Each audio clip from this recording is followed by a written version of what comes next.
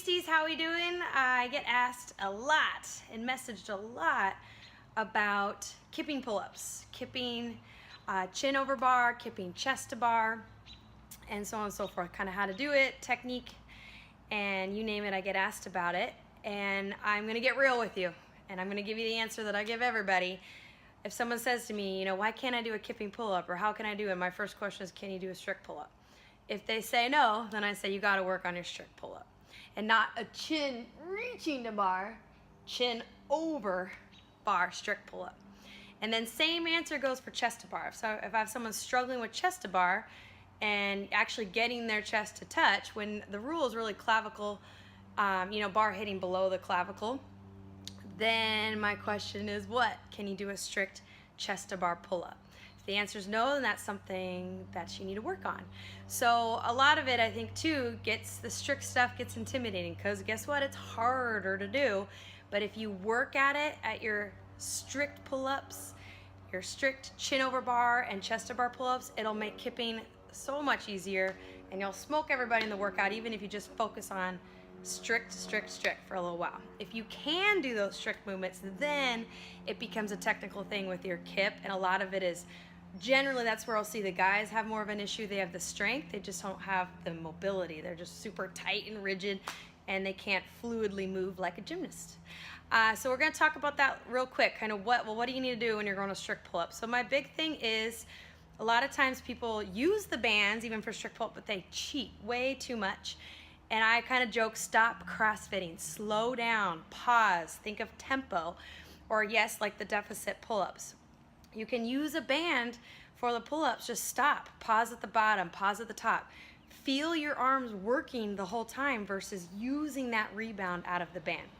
So for example, if I do a non-banded pull-up, a lot of times what I'll see is people will do this kind of archy, like rev up to go, and then they might be reaching their chin close to the bar, but they're not technically even with the chin over bar yet. So when it's chin over bar, your chin should be over the bar and not even resting on the bar would be the goal. So that's the first thing you need to work towards on your pull-up. Not a strict where you're reaching, not one where you get any kind of kip going at all. It should be very controlled, okay? And I'm gonna show you from the back side. The goal on that chin over bar pull-up, full hang, from the bottom, you wanna lean back to activate your lats, pull up. Again, see the distance here? Chin over, it's about 2 to 4 inches higher, and then slowly go back down and pause at the bottom. So stop here at full hang, and don't do that kippy thing. Don't do anything to push in to get momentum. Let activation here, pull up, and again, chin over bar, hold, 1, 2, 3, down slow.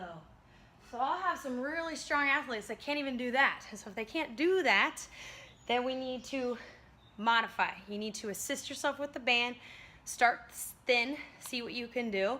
But even that, like with all the holding and pausing, if I put my foot in the band, even a thin one, I can make this real challenging in the band. But again, if you struggle with a thin band, to do this full range of motion, same thing where you're not swinging. So a lot of times what I'll see in the band is people push into it and rev, like get some momentum. Try not to do that. Full hang, slow down. Activate, then pull up, hold. 1, 2, 3, down slow. And then stop at the bottom. 1, 2, 3. Then lat activation, pull up, hold. 2, 3, down slow, full extension at the bottom. So if you struggle to do that with a thin band, like even like 2 to 5, I'd say you go thicker and try to do 3 sets of 5 to 10. Go with a thick band, it's okay, it doesn't mean you're weaker now. Take away the ego a little bit and go back to the basics, and it will make you so strong, because then it'll make kipping easy. Okay, so then we get to the chest to bar. So with chest to bar, same idea. Think about if I'm chin over bar, how much more distance there I need to get the bar to my chest. And the other idea is you're here for chin to bar, the elbow's more down. And if you go chest to bar, you're pulling that bar to the chest. Now see how my elbow goes back?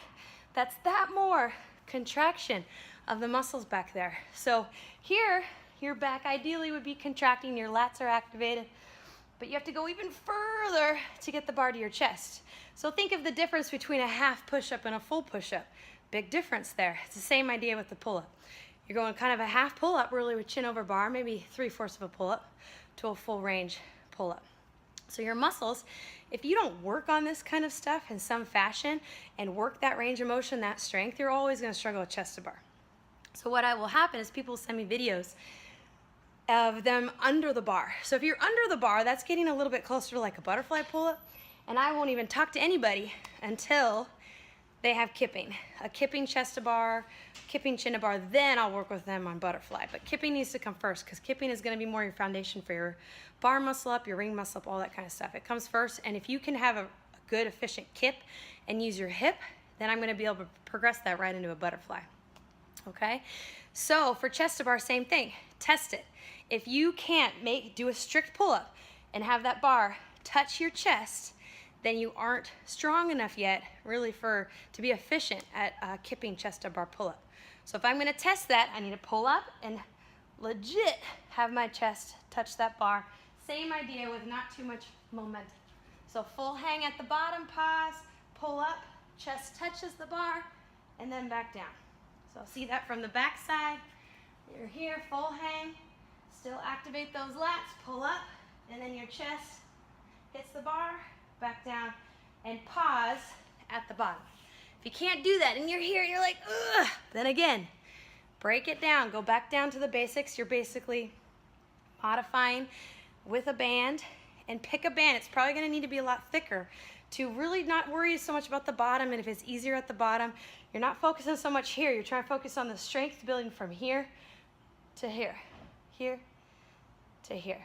Okay, you work on that, and then if you can do one strict chest to bar pull-up, or even ideally a couple of them, then you're going to be way better at the kipping. Okay, so same idea, 3 sets of 5 to 10, and I would do this about 3 times a week. Be very consistent, especially if you don't have that non-banded strict pull-up yet. You need to be very consistent and do it very often. 3 times a week is what I would recommend. Over and over and over and over and over again. Consistency. Getting stronger and stronger and pushing the holding of the positions and the tempo. Okay? Good luck. Keep me posted on that. And then once you have those down, then we'll talk. Then worry about kipping. Okay. Bye-bye.